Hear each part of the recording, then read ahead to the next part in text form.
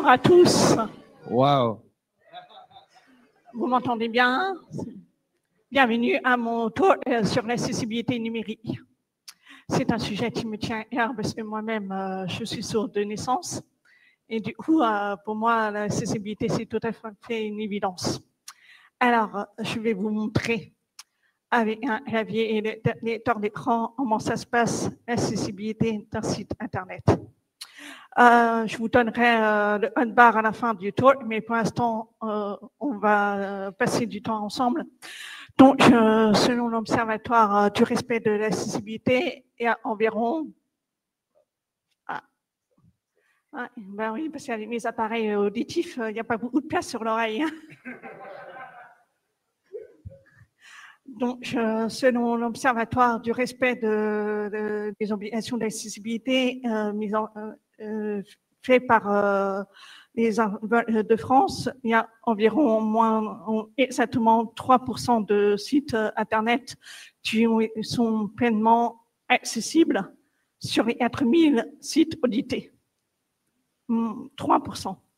Et il y a une autre organisation qui s'appelle Web in Mind, c'est Web in Accessibility, qui ont audité 1 million de pages dans le monde entier. 1 million de pages, ça représente une petite fraction. Et seulement environ 5% des sites remplissent des obligations d'accessibilité. C'est rien. Et selon la même source de Web in Mind, il y a 6 erreurs les plus fréquentes et les plus simples à appliquer, ce dont je vais vous montrer. Et vous allez voir, en tant que dev, vous n'avez pratiquement pas grand-chose à faire. Alors, pour tester, je vais utiliser le clavier et le lecteur d'écran. Je ne vais pas utiliser la souris, sinon ça va être trop facile. Donc, un lecteur d'écran, vous avez plusieurs possibilités. Vous avez NVDA, je vais utiliser sur Windows. Oria, qui est disponible sur Linux, VoiceOver, iOS, Toneback sur Android et Joe. Donc, c'est parti pour les cas pratiques. Mais avant de commencer, je vais voir. Donc, le pointeur à la souris, il ne bouge pas. Je commence par tabuler avec mon clavier. Il ne se passe rien. Ah ben, ça commence mal. Hein. Je ne sais pas où je vais. Alors, à cause d'une erreur toute bête, les devs aiment bien mettre par défaut, c'est mettre outline none. Ah, mais on ne sait pas à quoi ça sert, on va mettre none parce que le petit carré entre les liens, sa chaîne, ses images du haut, on va les virer. Et pourtant, il a son importance au niveau d'accessibilité. Donc, si je désactive et le outline par défaut, donc on recharge et donc je vais sur la page, voilà, et voilà, je peux naviguer facilement. Alors, oui, c'est moche, vous pouvez les styler, mais, ou alors, vous avez une astuce tout simple. Donc, on va remettre l'outline. Et au lieu, donc, avec le over, donc là, j'ai ma souris. Je vois le style over, il est bien appliqué. Mais par contre, si je mets un autre style qui s'appelle Voice Visible, qui est utilisé pour le clavier, pour lien, et hop.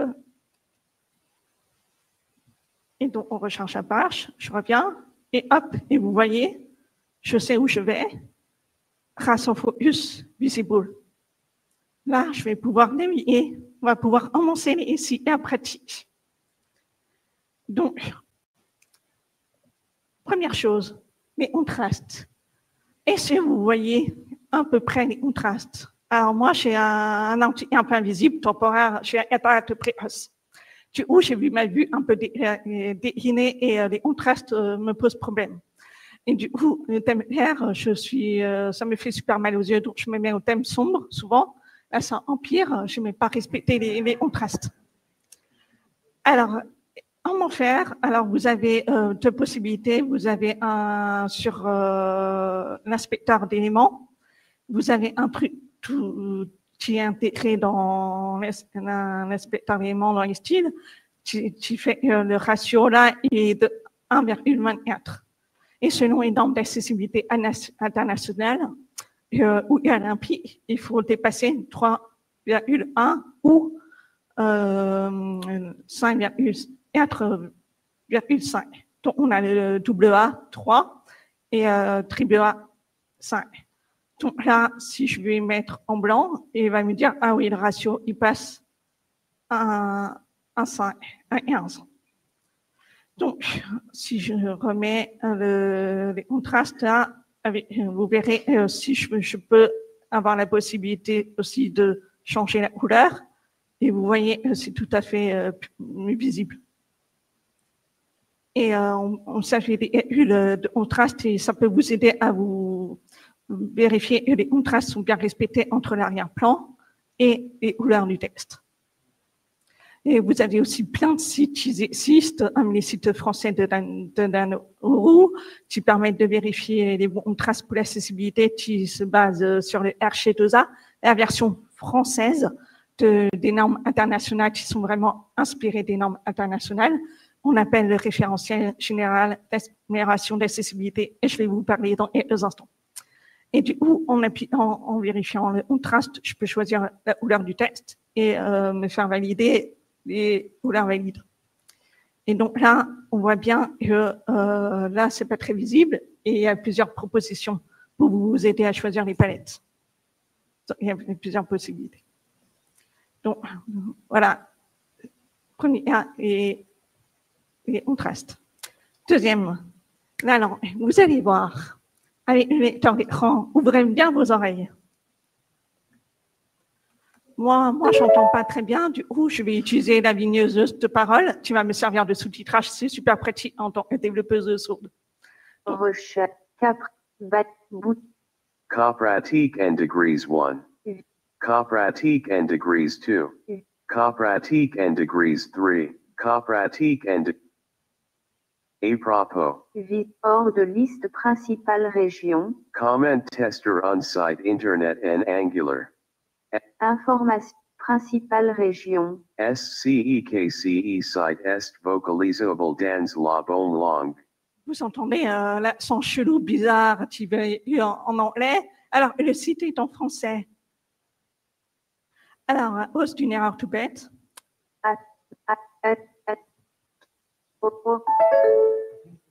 Oui, sinon, ça parle tout le temps. Et savez-vous, les personnes avant qui utilisaient les lettres d'écran, elles vont à une vitesse, un débit beaucoup plus rapide. Là, je l'ai mis pour que vous compreniez bien. Alors, quand vous générez un nouveau projet en Angular, en Vue, en React, n'importe, et par défaut, la langue est dans l'anglais. Et n'oubliez pas de changer la langue et de le mettre en français pour que le site soit vocalisé en français. Ça prend pas 3 secondes pour le faire. Du coup, je vais repasser sur le site et on va relancer NDVA. Bon, raccourci, tac. Capratique. Bannière région, choix. Naviguer. Cas pratique numéro 1, visiter lien. Cas pratique numéro 2, visiter lien en cours. C'est mieux, non? Ça fait toute la différence. Hein.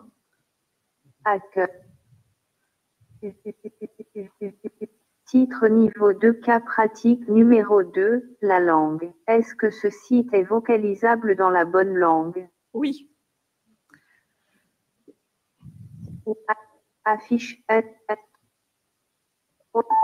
Alors, passons au pratique numéro 3, les images. Alors, est-ce que les images elles sont vocalisées par le lecteur d'écran? Vous savez, ce fameux attribut alt, on met les images et on se dit, bah, ça sert à rien, autant l'enlever. Ou alors, on met les fameux noms de fichiers parce qu'on ne sait pas quoi mettre, ou alors simplement dessin. Alors, je vous montre pas les images, mais vous allez écouter. Cas pratique 3. Ordre, titre, ce graphique Visual Academy de Paris 14-11.png. Est-ce que d'après vous, c'est une information pertinente? L'autre image. Graphique dessin d'Alan Barth. Alors, si vous mettez, si c'est une image décorative, purement décorative, genre un simple logo qui n'apporte pas d'informations supplémentaires, il suffit de laisser l'attribut alt. il faut savoir l'attribut at, si vous renseignez les bonnes informations, c'est bon pour le SEO. Et aussi, sur les réseaux sociaux, on demande de remplir l'attribut at. Ça donne aussi les informations pertinentes pour les personnes aveugles et malvoyantes qui utilisent les réseaux sociaux. Parce que oui, elles vont beaucoup sur Internet. Est-ce que index alerte voilà.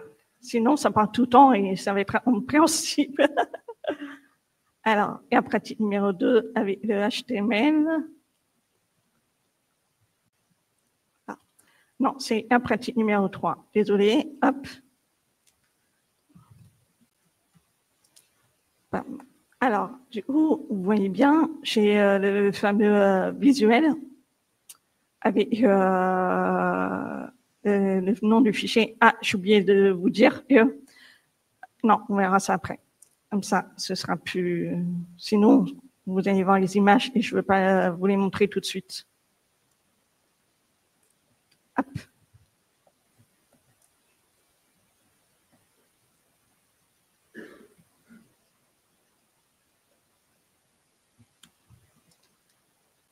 Voilà. Et maintenant, j'ai mis les vraies descriptions. Est-ce que ça va être pertinent?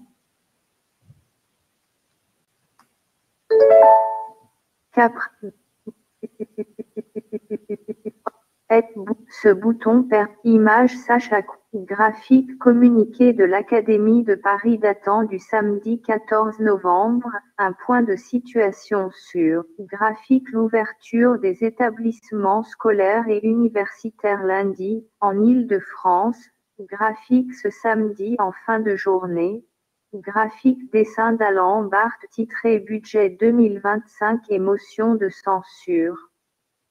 On y voit deux personnes caricaturées, graphique Macron et son nez long comme Pinocchio et son premier ministre avec de grosses lunettes.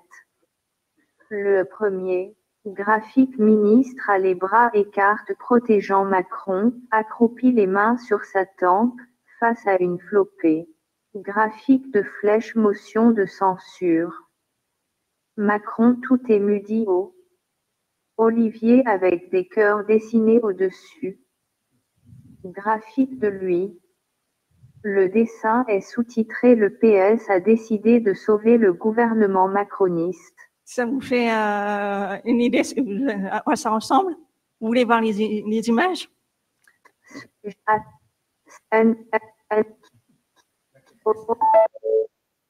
et voilà, ça fait toute la différence. Et en vous renseignez pas les informations, imaginez les personnes aveugles et malvoyantes, si elles n'ont pas les informations pertinentes et spécifiques, elles n'ont pas il faut. Donc, c'est important de décrire les images. Et aussi, c'est bon pour les SEO. Pourquoi? Parce que, par exemple, si je mets si on n'a pas Internet est très lent, ou si je mets le mauvais nom du fichier, hop, tac, hop, hop. Ah oui, hop, voilà. Voilà. Et du coup, on a l'information complète sans l'image. Et c'est comme ça que les SEO scan avec les attributs at, tu fais Internet sont référencés et tu vont scanner toutes les images. Maintenant, il y a la pratique numéro 4, les formulaires. Donc là, c'est le plus fréquent. La première chose, je fais OK, tu mets cadré en rouge et je renseigne l'information. Pour les personnes daltoniennes, elles ne sauront pas faire la différence entre le vert et le rouge. Et il y a une règle dans l'Arch2A qui dit que l'information ne doit pas être véhiculée uniquement par la couleur. Et en plus de ça, avec le lecteur d'écran. Cas pratique 4. Édition obligatoire vide. Édition obligatoire vide. Édition obligatoire vide. Édition obligatoire multiligne. Envoyer bouton. Au moins, je sais que je peux envoyer, mais les champs, je sais pas, je dois renseigner. Voilà, on navigue complètement à nu. Nous, on voit ses prénoms, le nom, l'email, le message, mais sinon, on ne sait rien. Alors, on va afficher ça. Alors, passons à pratique numéro 4. Alors, j'ai fait un opposant avec le input. Et dans mon opposant, j'ai donc un label. Et j'ai mon ID. Et pour vocaliser les noms des champs, il suffit d'un attribut. Je mets sur mon label attribut fort et je mets l'ID qui comporte le même nom et mon input. Et grâce à ça, je vais pouvoir véhiculer l'information. Et aussi,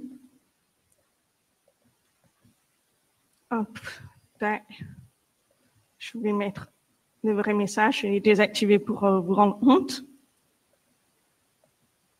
Et je vais mettre aussi les icônes pour faire la différence entre le rouge et le vert.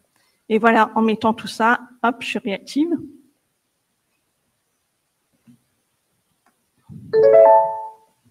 Principale région. Vous avez une question. Ah, j'ai enregistré. Je sais pas. Contrôle-input.com. L'eau. Chargement terminé. Principale région. Ah.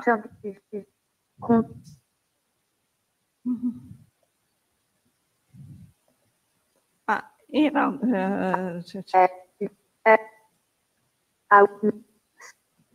alerte.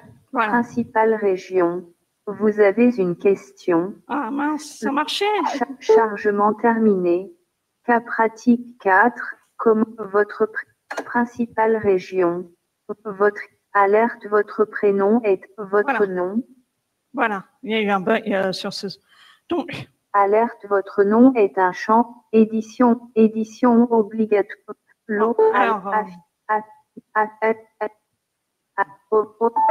Alors normalement, il y a un souci de rafraîchissement, mais normalement, le lecteur d'écran, désolé, il va dire édition, votre prénom obligatoire. Édition, votre nom obligatoire. Édition, votre email, message obligatoire. Donc, c'est grâce à l'attribut fort qui va faire la différence. Et donc, grâce à l'attribut fort qui porte le même nom et son ID, et ben, on va renseigner l'information.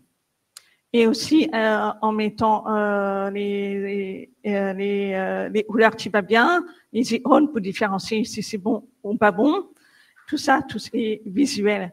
Et le lecteur d'écran, en mettant le message attaché, il y aura aussi la possibilité de vocaliser l'erreur. Et on peut même aller plus loin avec le fameux attribut ARIA. Et dans les attributs ARIA, c'est donc des attributs HTML dédiés à l'accessibilité. Et du coup, avec ARIA invalide, il va dire, voilà, si c'est faux ou trousse. Et donc, il va dire édition obligatoire, invalide ou valide. Ce sont vraiment des informations pertinentes. Et il va décrire aussi l'erreur que je peux avoir parce que je peux naviguer, mais des fois, quand je reviens, je ne sais pas forcément libeller. Donc, je vais faire un discrete by pour attacher. Donc, voilà le formulaire qui permet de s'assurer que c'est bien restitué avec les lecteurs d'écran et aussi on a bien les couleurs qui sont respectées. Donc, voilà. Et maintenant, et en pratique numéro 5, les fameux boutons.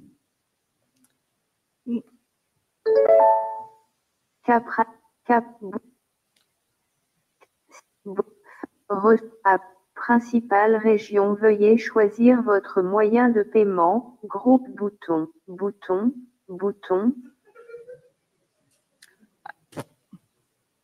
Oh, oui, on ne sait pas ce qui se passe. Afficher.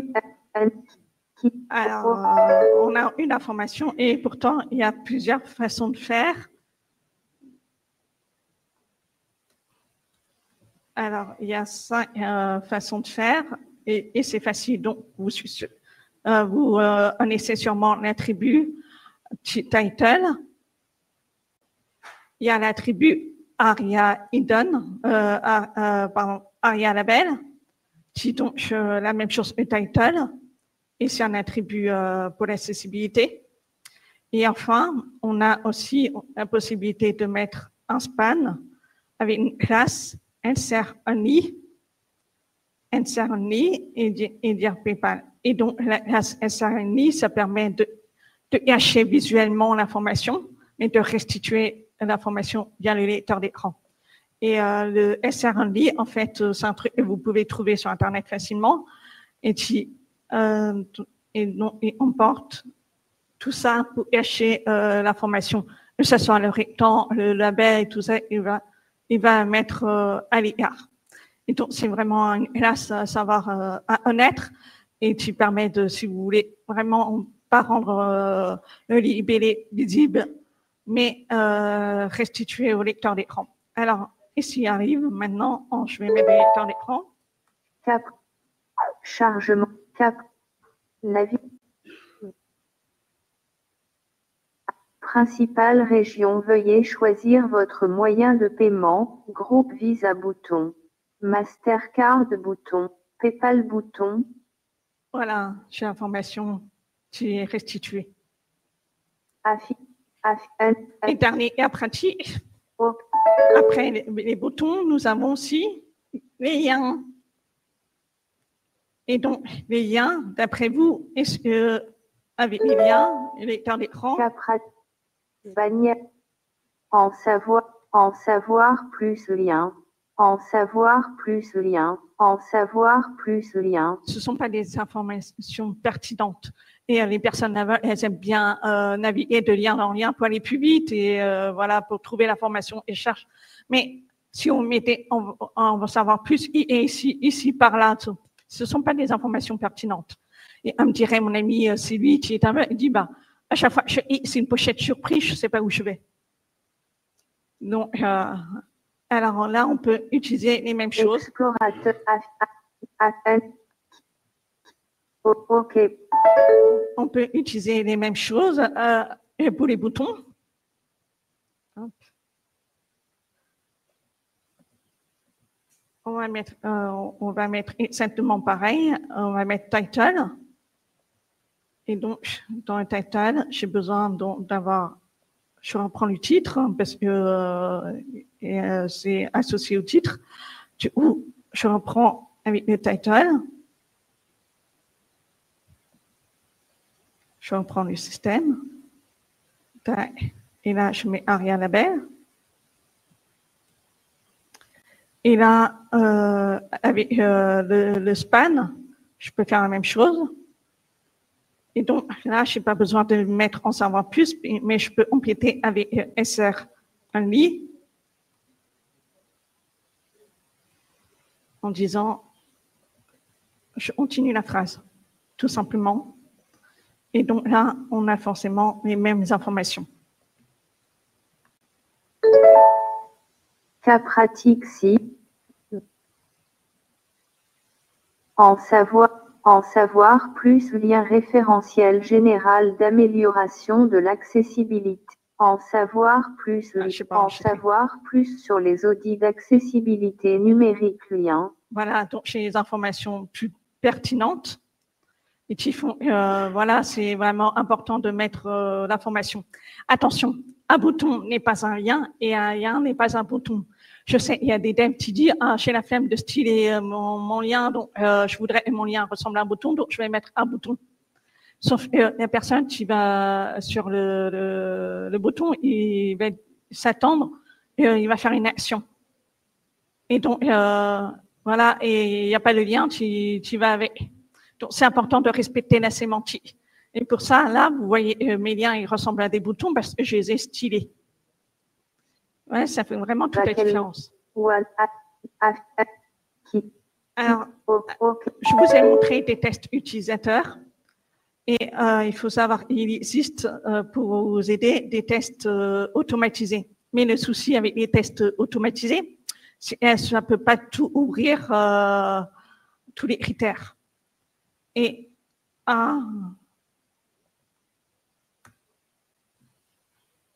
erreur de démo, ça arrive. J'ai pas ravi à la distance, j'ai arrêté de... Voilà, et vous avez des continuous CI qui sont mis en place. Et donc, vous pouvez, par exemple, comment savoir les tests automatiques peuvent en être la bonne langue, ou les tests alternatifs des images sont pertinentes, les libellés des liens, des boutons sont pertinents. Il y a même des limites avec les tests automatisés. Mais par contre, si j'utilise un test avec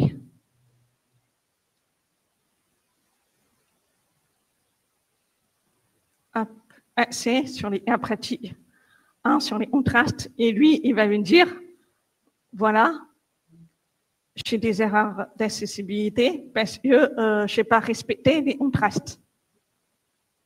Et du coup, ça peut vous faciliter la tâche pour détecter les erreurs d'accessibilité. Et les tests automatisés sont basés sur les normes internationales et qui sont aussi valables les normes françaises. Et franchement, ça peut vous aider. Et aussi, ça peut scanner le moment des pull requests. Donc, avec les liens, je vous donnerai, vous avez toutes les informations pour vous permettre de mettre en place des tests automatisés. Et je vais en dire si un pratique d'accessibilité ne résout pas tous les problèmes d'accessibilité que vous avez sur votre site Internet, mais c'est les plus fréquents, c'est des choses simples à appliquer. Vous avez vu, ça ne coûte pas grand-chose à mettre en place. Et si vous oubliez, ça arrive, il y a des extensions, il y a des tests automatisés qui peuvent vous aider. Et sachant que la loi numérique vous oblige à rendre accessible vos sites Internet, intranet et extranet à partir de juin 2025. Et or, la loi elle existe depuis 20 ans et c'est maintenant, on se dit, il faut rendre accessible les sites web. Alors, vous aurez pu déjà annoncer il y a quelques années. Et pour vous aider, vous avez le RC2A du gouvernement qui vous liste une centaine de critères d'accessibilité à respecter. Ça peut être fastidieux, mais ce n'est nécessaire. Et vous pouvez vous faire aider auprès des agences d'accessibilité pour auditer vos sites web, pour vous dire quels sont les problèmes d'accessibilité. Et je vous remercie de m'avoir écouté. Je me présente Emmanuel et vous pouvez me retrouver sur les réseaux sociaux. Et si vous avez des questions au niveau d'accessibilité numérique, n'hésitez pas. Je suis ravie de vous aider parce que je suis développeuse. Je sais que ça peut être galère de rendre accessible et dire non, c'est trop compliqué. Mais vous avez vu, grâce à certaines petites attributs à mettre en HTML, ça peut être facile. Mais après, c'est sûr, avec les interfaces plus riches, ça peut être galère. Donc, n'hésitez pas à vous faire aider. Et voilà, je vous remercie de m'avoir écouté et n'hésitez pas à scanner pour récupérer les sources. Merci.